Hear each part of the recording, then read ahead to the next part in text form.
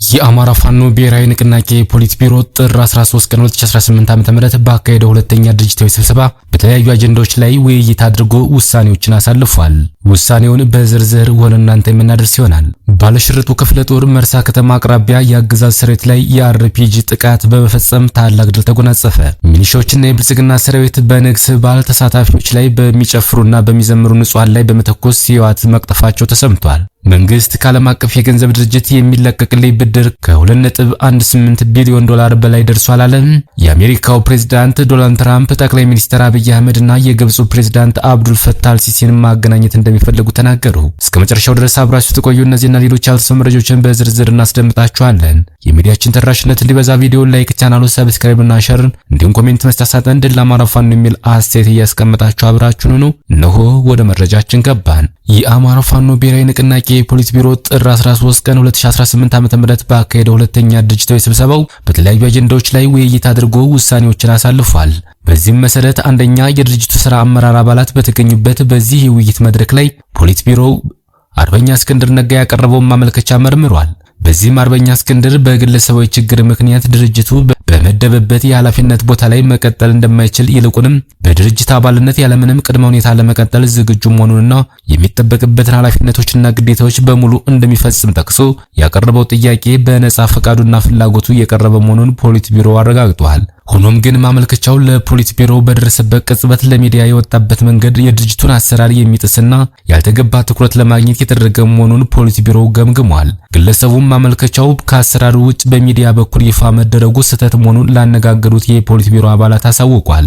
እንዲሁም የድርጅታችን መሰረታዊ ይፋ በሆነ ማግስት እጅግ አንገብጋቢ ጉዳዮች እያሉ ይህ ጥያቄ መቅረቡ ጊዜውን የጠበቀ አለመሆኑና አምኖበት በቃል ይቅርታ ጠይቋል። በመሆኑም አሳማኝ ምክንያቶች ካሉም እንኳን ትክክለኛውን ጊዜ መጠበቅ ሲገባው ከሌሎች አስቸኳይ የህልውና አጀንዳ በላይ ይህ ጉዳይ የድርጅቱ የመጀመሪያ አጀንዳ ሆኖ መቅረቡ ፖሊት ቢሮው ያሳዘነው ቢሆንም ግለሰቡ በአባልነት ብቻ ለመቀጠል ያቀረበው ማመልከቻ ፖሊት ቢሮ ተቀብሎታል። ፖሊት ቢሮ ለአርበኛ እስክንድር ተሰጥቶት በነበረው የኃላፊነት ቦታ ላይ ሌላ ሰው የሚተካ ይሆናል። ሁለተኛ የወለጋ ክፍለ ሀገር ፋኖ እዝ ቢዛሞ የድርጅቱ መዋቅር አካል የሚሆንበትን ሁኔታ ላይ ውሳኔ ተላልፏል። እዙ በድርጅቱ ውስጥ የጠቅላላ ጉባኤ፣ ማዕከላዊ ኮሚቴና የሥራ አስፈጻሚ እንዲሁም ሌሎች መዋቅሮች ውስጥ ተመጣጣኝና አስፈላጊ ውክልና እንዲኖረው ወስኗል። ሶስተኛ በድርጅቱ ወታደራዊ ደንብ በተጠቀሰው መሰረት የአባት አርበኞች ምክር ቤት መዋቅር እንዲቋቋም ውሳኔ ተላልፏል። ዝርዝር ጉዳዩን በቀጣይ የምናሳውቅ ይሆናል። የአማራ ፋኖ ብሔራዊ ንቅናቄ ህዝብ ግንኙነት መምሪያ ባለሽርጡ ክፍለ ጦር መርሳ ከተማ አቅራቢያ የአገዛዙ ሰራዊት ላይ የአርፒጂ ጥቃት በመፈጸም ታላቅ ድል ተጎናጸፉ።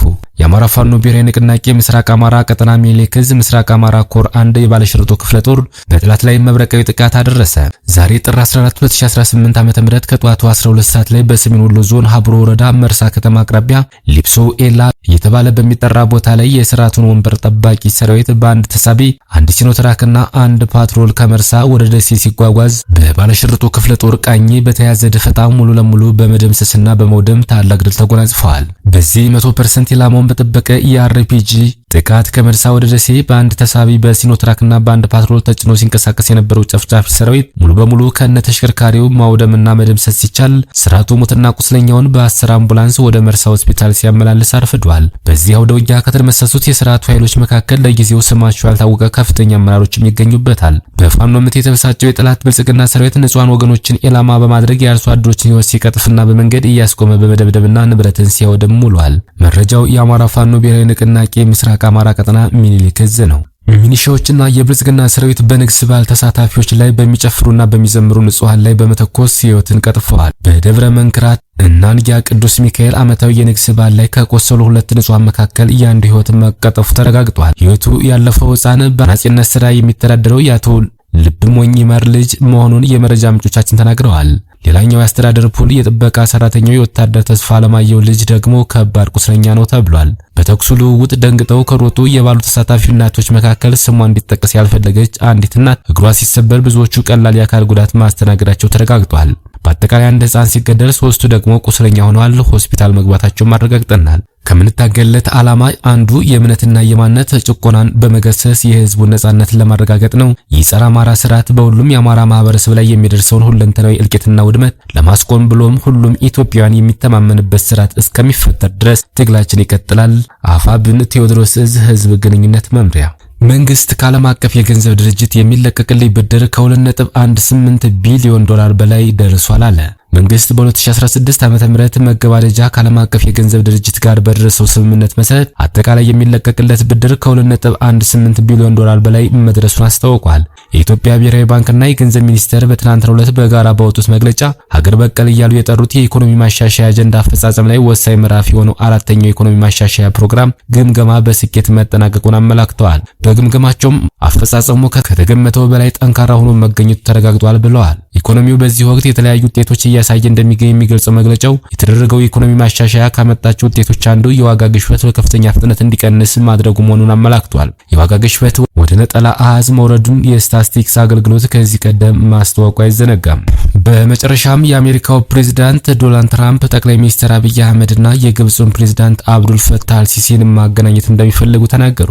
ትራምፕ ሁለቱም መሪዎች ማገናኘት የሚፈልጉት በታላቁ ህዳሴ ግድብ ምክንያት በኢትዮጵያና በግብፅ መካከል የተፈጠረውን ውዝግብ የሚፈታ ስምምነት ለማበጀት እንደሆነ ገልጸዋል። ፕሬዝዳንቱ ይህንን ያሉት በስዊዘርላንድ ዳቮስ በመካሄድ ላይ በሚገኘው የዓለም የኢኮኖሚ ፎረም ጎን ለጎን ከግብፅ አቻቸው ጋር ተገናኝተው በተወያዩበት ወቅት ነው።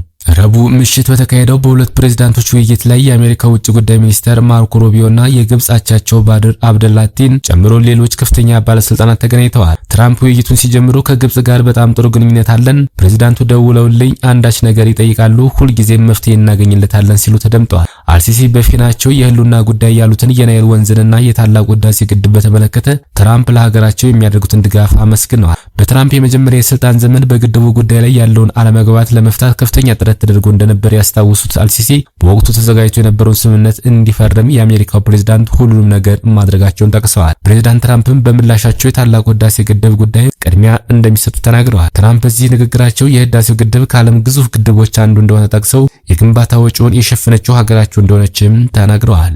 ክቡራትና ክቡራን የቻናላችን ቤተሰቦች ለሰዓቱ ያዘጋጀናቸው መረጃዎች እነዚህ መስሉ ነበር።